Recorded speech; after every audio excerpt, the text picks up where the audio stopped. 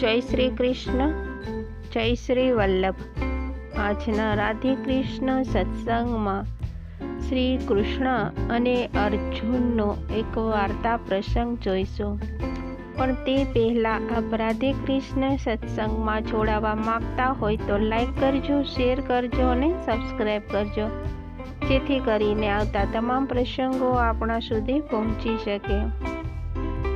એકવાર શ્રી કૃષ્ણ અને અર્જુન પ્રવાસ કરી રહ્યા હતા, ત્યારે તેમણે એક ગરીબ માણસને ભીખ માંગતા જોયો।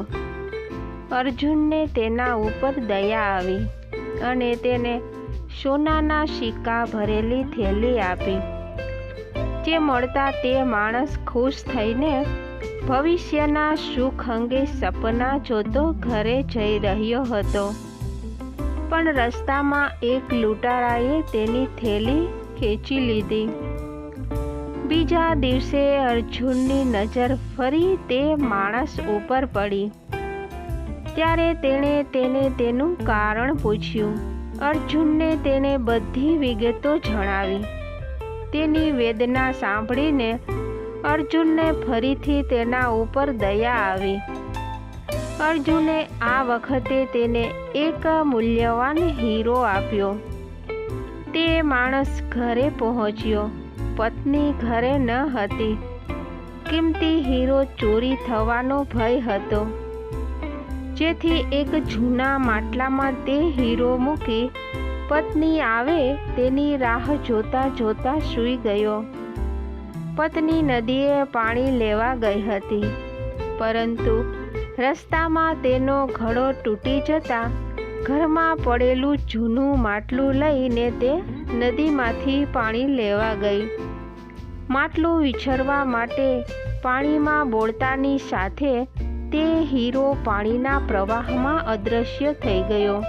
જ્યારે માણસને આ વાતની ખબર પડી તો પોતાના ભાગ્યને કોસતો રહ્યો અને ફરીથી ભીખ માગવા નીકળી ગયો। જ્યારે અર્જુન અને શ્રી કૃષ્ણએ આ હાલતમાં ફરી જોયો, ત્યારે તેની પાસે ગયા અને તેનું કારણ પૂછ્યું।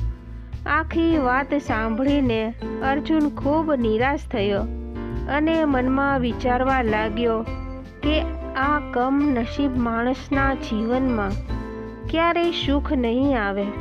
પરંતુ ભગવાન શ્રી કૃષ્ણએ તે માણસને તાંબાના 2 સિક્કા દાનમાં આપ્યા।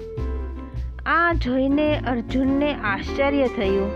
તેને પૂછ્યું, હે પ્રભુ, મારા આપેલા સોનાના સિક્કા અને હીરા પણ આ કમનસીબીની ગરીબીને દૂર ન કરી શક્યા, તો પછી આ તમારા 2 તાંબાના સિક્કાથી તેનું શું થશે?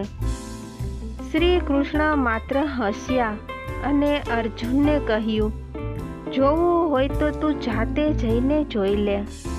અર્જુન તેની પાછળ ચાલવા લાગ્યો। રસ્તામાં તે માણસ વિચારતો હતો કે તાંબાના આ 2 સિક્કાથી મારું એક ટંકનું ભોજન પણ નહીં આવે, તો પણ શ્રી કૃષ્ણએ શું કામ મને આ દાનમાં આપ્યા હશે? તે વિચારોમાં જતો હતો, ત્યાં તેની નજર એક માછીમાર ઉપર પડી। માછીમારની જાળીમાં એક ફસાયેલી માછલી તરફડી રહી હતી। તેને તે માછલી ઉપર દયા આવી। તેણે વિચાર્યું કે આ 2 સિક્કાથી પેટની આગ તો બુઝાશે નહીં, પણ આ માછલીના જીવને બચાવી લઉં।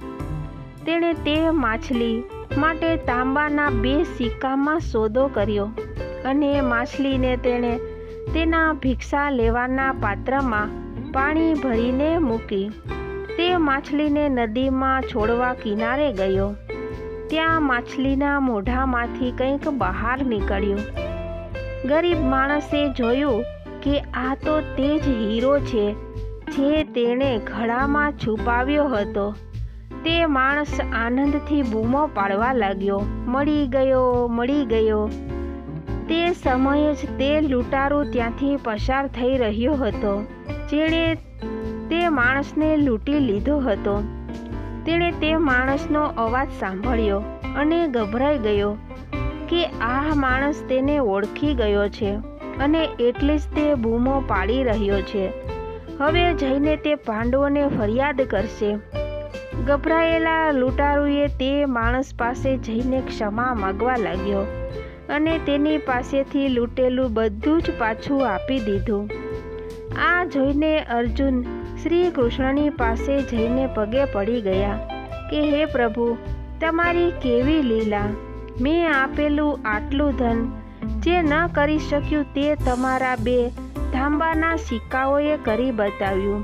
શ્રી કૃષ્ણએ કહ્યું કે હે અર્જુન, આ બધું જ માણસની પોતાની વિચારસરણીનો ફરક છે. જ્યારે તે ગરીબ માણસને તે સોનાના સિક્કા અને કિંમતી હીરો આપ્યો ત્યારે તેણે સ્વાર્થમાંથી માત્ર તેના સુખનો જ વિચાર કર્યો. પણ જ્યારે મેં તેને તાંબાના 2 સિક્કા આપ્યા પછી તેને બીજાના દુઃખને પણ અનુભવ્યું. તેથી હે અર્જુન, સત્ય એ છે કે જ્યારે તમે બીજાના દુઃખ વિશે વિચારો છો અને તમે કોઈ બીજાનું ભલું કરી રહ્યા છો ત્યારે ભગવાન તમારા માટે વિચારે છે અને તમારું ભલું કરે છે. તો આ સાથે જ આપણે આજના રાધે કૃષ્ણ સત્સંગને અહીં વિરામ આપીએ. ફરીથી મળીશું આવા જ પ્રસંગો સાથે. જય શ્રી કૃષ્ણ, જય શ્રી વલ્લભ.